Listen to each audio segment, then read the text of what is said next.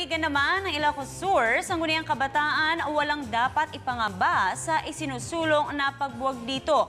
Mga programa at proyekto nakahanda na para sa kanila. Ang detalye ng balitang yan mula sa ating kasamang si Benny Malikdem ng PTV Vegan. Benny, magandang hapon sa iyo. Yes, magandang hapon, Princess. Sa pagdalungan ni Ilocos Sur Governor Ryan Luis Singson sa ikatlong pagdiriwang ng Gawad Mena Crisologo, kanyang tuwirang inihayag na walang dapat ipangamba ang mga miyembro ng Sangguniang Kabataan sa lalawigan ng Ilocos Sur sa napipintong pagbuwag sa SK. Ani ni Governor Singson, may nakahandang programa at proyekto ang Provincial Government of Ilocos Sur sa ilalim ng kanilang liderato ni Vice Governor D.B. Sabeliano na nakalaan para sa mga kabataan. Isa na nga dyan ang pagsasaayos ng Quirino Grant para sa mga programang pampalakasan at pagpapaigting ng programang pang-edukasyon para sa mga kabataan.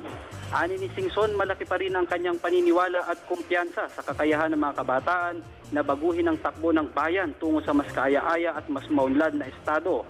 Dagdag pa niya, posisyon lamang ang nasabing titulo ang mahalaga ay ang patuloy na pagtulong ng mga kabataan para sa bayan. Patunay niya ang katatapos lamang na 3rd Gawad Mena Crisologo na isang inisyatibo ng SK Federation na kumikilala sa kakayahan ng mga kabataan sa larangan ng literatura at sining. Kaugnay nito sa ating pakikipanayam kay SK Federation President Gabs Mendoza, wag sana anyang lahatin na mga naghain ng pagbuwag sa SK ang lahat ng sangguniang kabataan sa buong bansa. Marahil anya marami ang nadadamay sa kagagawan ng ilang SK na walang ginagawa. Anya pa rin marami din ang mga tulad nila na aktibo sa paglulunsad ng mga proyekto at programang para sa ikabubuti at kapakanan ng mga kabataan.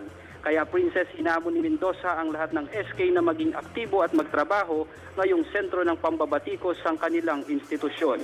Mula dito sa PTV Ilocos, ako naman Benny Malikdem para sa Telebisyon ng Bayan. Maraming salamat sa iyo, Benny.